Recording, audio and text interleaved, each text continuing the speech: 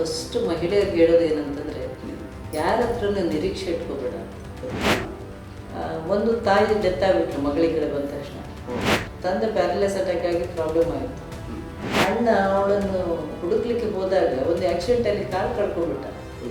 ಗಂಡ ಹಾಗಿರಬೇಕು, ಹೀಗಿರಬೇಕು, ಅವನು ದುಡ್ಡು ತರಬೇಕು ಅಥವಾ ಪ್ರೀತಿ ಮಾಡಬೇಕು, ನನ್ನನ್ನು ಬಿಟ್ಟು ಬೇರೆ ಯಾರನ್ನೂ ಪ್ರೀತಿ ಮಾಡಬಾರ್ದು ಅಂತ.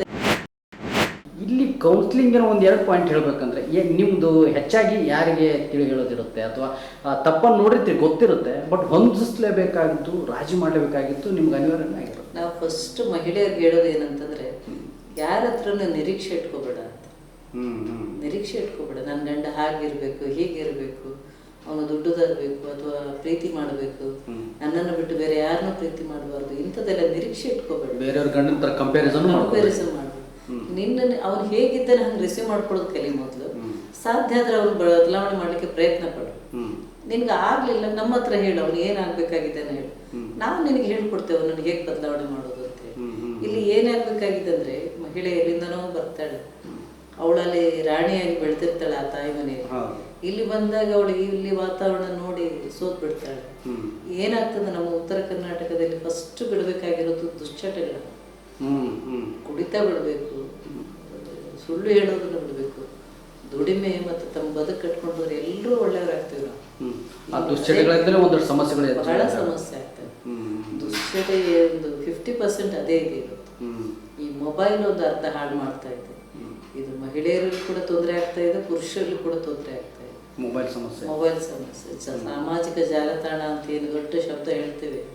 ಬಹಳಷ್ಟು ಮಹಿಳೆ ಇವತ್ತು ಮಕ್ಕಳಿದ್ದಾಗಲೂ ಮನೆ ಬಿಟ್ಟು ಹೊರಗೆ ಹೋಗುವಂತ ವ್ಯವಸ್ಥೆ ಆಗ್ತಾ ಇದೆ.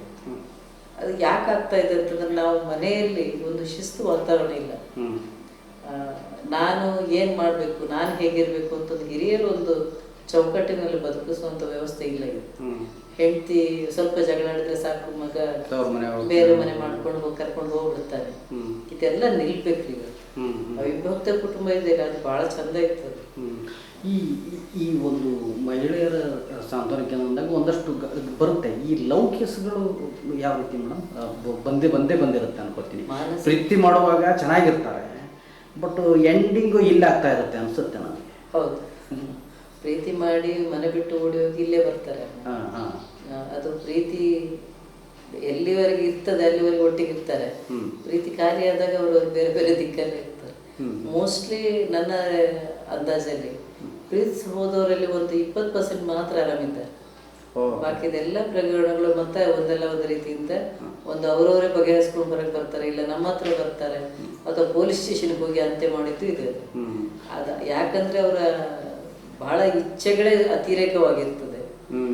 ಸಣ್ಣ ಸಣ್ಣ ಇಚ್ಛೆಗಳು ಇರೋದಿಲ್ಲ, ಅತಿರೇಕವಾಗಿರ್ತದೆ. ಆಮೇಲೆ ತಾತ್ಕಾಲಿಕ ಒಂದು ಆಶೆಗೆ ಅಲ್ಲಿ ಬಲಿ ಬಿದ್ದು ಮನೆ ಬಿಟ್ಟು ಹೋಗ್ತಾರೆ. ಮುಂದೆ ಅವ್ರಿಗೆ ಏನೂ ಸಿಗೋದಿಲ್ಲ. ಕೆಲವು ದಿನಕ್ಕೆ ಅರಿವು ಬಂದ್ಬಿಡುತ್ತಾರೆ. ಹೌದು, ಈ ಮಂಗಳೂರಿನ ಒಂದು ಹುಡುಗಿ ಟೆಂಪಲ್ ಹತ್ರ ಒಂದು ಗೂಡಂಗಡಿಯಲ್ಲಿ ಇದ್ದವಳು. ಅವಳು ಒಂದು ಹುಡುಗ ಇಲ್ಲಿ ಕಾಯಮಲ್ಲಿ ದೇವಸ್ಥಾನಕ್ಕೆ ಹೋಗೋನು. ಅವನು ಪ್ರೀತಿಸಿದ್ದೆ ಅಂತ ಅವನಿಂದ ಓಡಿ ಬಂದು ಅವ್ರ ಪಾಪ ಮಂಗಳೂರಿನ ಒಂದು ಪೊಲೀಸರು ಬಂದರು. ಯಾರು ಬಂದ್ರು ಅವಳೇನು ಹೋಗ್ಲಿಲ್ಲ. ಮುಂದೆ ಅವನು ಹುಬ್ಳಿ ಸವಣೂರ ಹುಡುಗ ಹುಬ್ಳಿಯಲ್ಲಿ ಮನೆ ಮಾಡಿ ಇಟ್ಕೊಂಡ. ಅಲ್ಲಿ ಏನಾಯ್ತು, ಅವನು ಒರಿಜಿನಾಲಿಟಿ ಸ್ಟಾರ್ಟ್ ಆಯ್ತು. ಅವನು ಸಾಯಂಕಾಲ ತಕ್ಷಣ ಕುಡಿಬೇಕು, ಅವನಿಗೆಲ್ಲ ಅಭ್ಯಾಸಗಳಿದ್ವು. ಅಲ್ಲಿ ಅವಳಿಗೆ ದೊಡ್ಡ ಪೆಟ್ಟು ಬಿತ್ತು. ಇಲ್ಲಿ ಮಂಗಳೂರಂತ ಯಾಕೆ ಯೂಸ್ ಮಾಡ್ತಾ ಇದ್ದೆ ನಾನಂದ್ರೆ, ಅವಳು ಅಲ್ಲಿ ಅವರು ಯಾರು ಕುಡಿಯೋದು ಕಮ್ಮಿ. ಆ ಕಡೆ ಒಂಥರ ದುಶ್ಚಟವೆಲ್ಲ ಸ್ವಲ್ಪ ಸೀಮಿತ, ಅವ್ರದ್ದು ಒಂಥರ ಕಲ್ಚರ್ ಬೇರೆ, ಸಂಸ್ಕೃತಿನೇ ಬೇರೆ. ಅಲ್ಲಿ ಅವಳಿಗೆ ಇವನು ನೋಡಿ, ಇವನು ಬೆಳಗ್ಗೆ ಹತ್ರ ಕುಡಿಯೋನು, ಕೆಲಸ ಮಾಡೋದಿಲ್ಲ. ಆಮೇಲೆ ಅದು ಅವನ ತಾಯಿ, ಆ ಹುಡುಗನ ತಾಯಿ ಮನೆ ನರಗುಂದ. ಅವನು ಬಹಳ ಸೌಂಡ್ ಆ್ಯಂಡ್ ತುಂಬ ಕ್ರೂಯಲ್ ನೇಚರ್ನವನು. ಅಲ್ಲಿ ಅವನ ಕಡೆಗೆ ಏನಾಯ್ತು ಅಂತಂದ್ರೆ, ಇಲ್ಲಿ ಇವತ್ತಿನವರೆಗೂ ಅವನು ಪೆಟ್ಟು ಬಿಡು ಹೊಡೆಯೋದು ಬಿಟ್ಟಿಲ್ಲ. 2 ಮಕ್ಕಳಾಗಿದೆ. ಆ ಅಮ್ಮ ಈಗ ಹೋಗ್ಲಿಕ್ಕೆ ಅಲ್ಲಿ ವಾಪಸ್. ಒಂದು ತಾಯಿ ಡೆತ್ ಆಗಿಬಿಟ್ಲು ಮಗಳಿಗೆ ಕಡೆ ಬಂದ ತಕ್ಷಣ. ತಂದೆ ಪ್ಯಾರಲೈಸ್ ಅಟ್ಯಾಕ್ ಆಗಿ ಪ್ರಾಬ್ಲಮ್ ಆಯಿತು. ಅಣ್ಣ ಅವಳನ್ನು ಹುಡುಕ್ಲಿಕ್ಕೆ ಹೋದಾಗ ಒಂದು ಆಕ್ಸಿಡೆಂಟಲ್ಲಿ ಕಾಲು ಕಳ್ಕೊಂಡ್ಬಿಟ್ಟ. ಎಂಟೈರ್ ಅವಳಿಂದಾಗಿ ಒಂದು ಫ್ಯಾಮಿಲಿನೇ ಸ್ಪಾಯ್ಲ್ ಆಗ್ತಿದ್ರು. ಆ ಪೊಲೀಸ್ ಅವಳಿಗೆ ತುಂಬ ಎಲ್ಲ ಹೇಳಿದ್ರು ಇದನ್ನೆಲ್ಲ. ಹೀಗಾಗಿದೆ ಮಗ, ನೀನು ಬಾ ವಾಪಸ್, ನಿನ್ನ ಅಮ್ಮ ಸತ್ತಿದ್ದಾರೆ, ಅಪ್ಪ ಅದರಿಂದನೇ ಪ್ಯಾರಲೈಸ್ ಆಗಿದ್ದಾರೆ ಅಂತಂದ್ರೂ ಕೂಡ ಹೋಗ್ಲಿಲ್ಲ. ಈಗಲೂ ನಮಗೆ ಫೋನ್ ಮಾಡ್ತಾಳೆ ಯಾವಾಗಿದ್ರು. ಈಗಲೂ ಹೋಗಲೇ ಅಲ್ವಾ? ಹೋಗಲೇ ಇಲ್ಲ, ಈಗಲೂ ಹೋಗಿ. ಈಗ ಅವಳನ್ನು ಹೋದರೆ ಅವ್ರು ಕರ್ಕೊಡೋದು ಇಲ್ಲ. ನಮ್ಮಲ್ಲಿ ಅದು ದೊಡ್ಡ ಪ್ರಾಬ್ಲಮ್. ಒಂದು ಹಂತದವರೆಗೆ ಇವರು ಸಿಟ್ಟು ದ್ವೇಷ ಇಟ್ಕೊಂಡು ಹೊರಗೆ ಬಂದ್ಬಿಡ್ತಾರೆ, ತಾಯಿ ಸರಿ ಇಲ್ಲ ತಂದೆ ಸರಿ ಇಲ್ಲ ಅಂತ. ಆಮೇಲೆ ಇವರು ಪ್ರೀತಿ ಸ್ಪಾಯ್ಲ್ ಆದಾಗ ಇವರು ವಾಪಸ್ ಹೋಗ್ಲಿಕ್ಕೆ ಇವ್ರಿಗೆ ಜಗನೇ ಇರೋದಿಲ್ಲ. ಈಗ ನಿಮಗೆ ಈಗ ಗಂಡ ಹೆಂಡ್ತಿನೋ ಅಥವಾ ಲವರ್ಸ್ ಈ ಥರ ಏನೋ ಇದು ಇದ್ದಾಗ ಆ ಹುಡುಗಿ ಅಥವಾ ಮಹಿಳೆ ಇಲ್ಲಿ ನಿಮ್ಮ ಸಹಾಯ ಕೇಳ್ಕೊಂಡು ಇಲ್ಲಿ ಬಂದಾಗ ಇಲ್ಲೇ ಇದಾರಂತ ಗೊತ್ತಾಗಿ ಇಲ್ಲೇ ಸುತ್ತರಿ ಥರದ್ದು ಏನೋ ನಿಮಗೆ ಒಂದು ಫೋನ್ ಮಾಡಿ ಏನಾದ್ರು ಬ್ಲ್ಯಾಕ್ಮೇಲ್ ಮಾಡೋ ಥರದ್ದು ಅಥವಾ ಇಲ್ಲಿ ಬಂದು ಬೇರೆ ಒಂದು ತೊಂದರೆ ಕೊಡೋ ರೀತಿ ಆ ಥರದ ಘಟನೆಗಳು ತುಂಬ ನೋಡಿರ್ತೀರಿ ನೀವು? ಇಲ್ಲಿ ನಮ್ಗೆ ಆ ರೀತಿ ಯಾವುದೇ ತೊಂದರೆ ಕೊಟ್ಟಿಲ್ಲ. ಇಲ್ಲಿ ಬಂದಿದ್ದಾರೆ ಅಂತಂದ್ರೆ ಸ್ವಲ್ಪ ಭಯ ಇದೆ. ಭಯ ಇದೆ. ಒಂದು ಎರಡನೇದು ಇಲ್ಲಿ ನಾವು ಬೀಟ್ ಪೊಲೀಸರು ಇದು ಕೊಟ್ಟಿದ್ದೇವೆ. ಎಂಥದೋ ಟೈಮಲ್ಲಿ ಆದ್ರೂ ಕೂಡ ಮಿಡ್ ನೈಟ್ ಅಲ್ಲಿ ಕೂಡ ಬಂದು ಪೊಲೀಸರು ಬರ್ತಾರೆ ಇಲ್ಲಿ. ಆ ರೀತಿ ವಾತಾವರಣ ಇಲ್ಲ ಇಲ್ಲಿ. ಆದ್ರೆ ಸಮ್ ಟೈಮ್ ಈಗ ಲವ್ ಕೇಸಸ್ಗಳು ಬಂದಾಗ ಸ್ಟಾರ್ಟ್ ಆಗೋದೇ ಅದೇ. ಅವಳನ್ನು ಇಲ್ಲಿ ತಂದು ಬಿಟ್ಟಿದ್ದಾರೆ, ನಾವು ಯಾವುದೇ ಮಾರ್ಗದಲ್ಲಾದ್ರೂ ಮಾತಾಡಿಸ್ಲಿಕ್ಕೆ ಪ್ರಯತ್ನ ಪಡಬೇಕು. ಪೊಲೀಸರಿಗೆ ಹೇಳಿ ಬರ್ತಾರೆ, ಇಲ್ಲಿ ಯಾರಾದ್ರೂ ಪರಿಚಯ ಇದ್ರೆ ರಾಜಕೀಯ ವ್ಯಕ್ತಿಗಳಿಗೆ ಹೇಳಿ ಬರ್ತಾರೆ, ಅವ್ರಿವ್ರಿಗೆ ಹೇಳಿ ಬರ್ತಾರೆ. ನಾವು ಯಾವುದಕ್ಕೂ ಆಸ್ಪತ್ರೆ ಕೊಡೋದಿಲ್ಲ.